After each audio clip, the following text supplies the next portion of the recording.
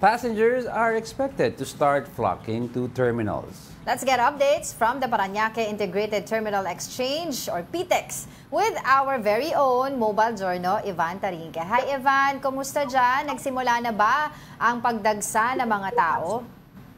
Diego, Angela, simula kaninang umaga nga, tuloy-tuloy na yung pagdagsa ng mga tao dito sa PITX sa may Parañaque. No? As of 9 a.m., yung nakuha natin foot traffic dito ay nasa 37,000 na yung dumadaan na tao dito, and expected nila na ngayong araw aabot daw ng 190,000-200,000 yung foot traffic dito sa PITX. Historically speaking daw, ngayong araw daw talaga, October 31, yung dagsa ng mga tao dahil ngayong karamihan ng ilan ay dahil half day nga ngayon. So expected na marami daw talagang uuwi ngayong araw. Diego, Angela. Yes, Ivan, ano ba ang peak natin in terms of foot traffic, and meron ka bang data kung anong provinces ang nakikita mo na madaming bumabiyahe?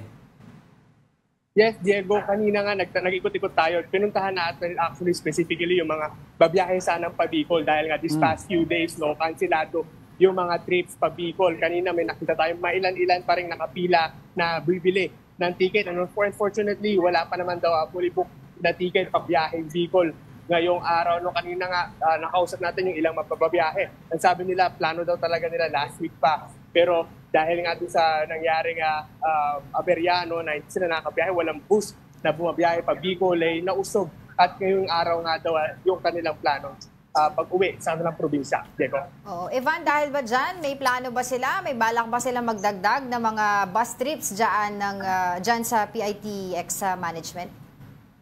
Angela, tuloy-tuloy naman daw yung biyahe ng mga bus dito sa PITX. No? Yung ibang bus dito nabigyan ng special permit para makabiyahe nga papunta or pauwi ng probinsya. No? So tuloy-tuloy yung biyahe dito. Kanina kausap natin yung kanilang administration dito sa PITX. Sabi nila, huwag daw mag-alala dahil they are capable naman daw para serbisyuhan yung mga kapatid nating uuwi sa kanila mga probinsya. Angela. Yes, Evan, of course, madami nagtatanong ng mga kababayan natin. Pwede ba daw mag-walk-in? Wala nang reservation, diretso sa PITX, tapos bubili ng ticket dyan? Yes, Diego, kanina may mga nakikita tayo nag-walk-in talaga. No? Dito talaga bumibili ng ticket. No? So far, nakakabili pa naman sila ng ticket. Pero yun nga, advisable pa rin na bumili na online dahil nga ngayong araw yung inaasahan na pagdagsa yung mga tao baka magkaubusan bigla. Pero nga, paalala lang doon sa sinasabi ng administration dito sa PITX, kahit pa paano daw ready sila i-accommodate yung mga kapatid nating uuwi ng kanya-kanya mga probinsya. Diego? Oh, siguro, Evan, bigyan mo na lang kami ng mga iba pang paalala para doon sa mga pasahero natin na pupunta dyan, para iwas na rin sila sa abala. Angela, pinagbabawal pa rin yung pagdadala ng mga flammable materials, no? Yung mga matatalim na bagay at mga baril. Pag nakumpiska na kasi yung mga bagay na ayan, hindi na yan mababalik doon sa pasahero at ito turn over na yan sa PNP. As of this moment, nakuha nating datos nasa 200 na mga pinagbabawal na bagay ang nakumpiska dito sa PITX. Angela. Evan, sabi na ni Angel sa akin, gusto daw niya sana makita yung may mga shops pa ata dyan. Ikot ka naman, pakita mo yung lugar. We want to see kung ano yung view mo from the ground regarding sa madami mang tao. Yan, sige, go. So Diego, as of this moment, napakaluwag pa dito sa PITX. So makikita natin, pagpasok natin, ito yung ating makikita. No, maluwag na maluwag, hindi katulad ng mga nakaraang panahon, no, na pag-peak talaga ng tao, dagsa, halos siksigan yung mga tao. Pero ngayon makikita natin, ito na yung mga terminal. Ito yung gate 5, no, yung ibang pasahero makikita natin, medyo maluwag pa sa naman talaga. No? Pero inaasahan niya dahil nga half day ngayong araw, no, baka mamayang hapon pa magdagsaan talaga ng matindi yung mga tao. Dahil yung iba may pasok pa ngayong umaga, so makikita natin, kumpleto. Actually, hindi yung sinasabi kanina, no?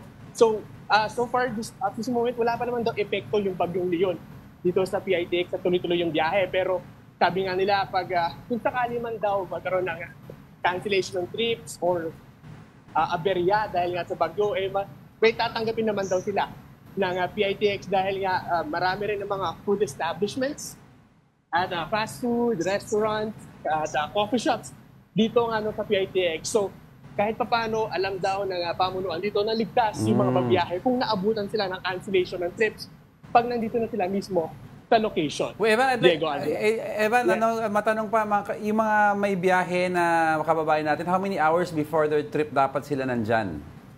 Yes, Diego, usually, historically, around 2 hours before. Yung traditionally, 2 hours before, dapat nandito na sila sa terminal dahil kahit pa paano, may allowance. Kaysa naman dumating sila bigla, late. Oo, mahirap na. So bigyan na raw ang kahit paano allowance yung pagdating nila dito sa terminal dahil hanapin pa nila yung gate at siyempre baka magutom may mga pagkain naman dito. Diego, Sige, kumain ka muna dyan, Evan. Maraming salamat sa iyo, Mobile Journal Evan Tarinque. Pero medyo, relax pa yung mga, situation doon. 10:13. Yes, tama si Evan kasi mamaya pa yung, yung suspension ng mga trabaho ng iba. Kasi half day. Oo, ang sabi po nila, half day po sa ibang government offices. Most government offices half day. Private companies daw discretion nila kung sa simula pa lang wala nang pasok.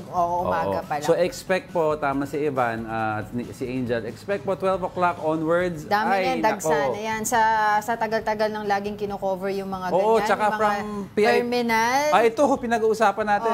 PITX traffic yan.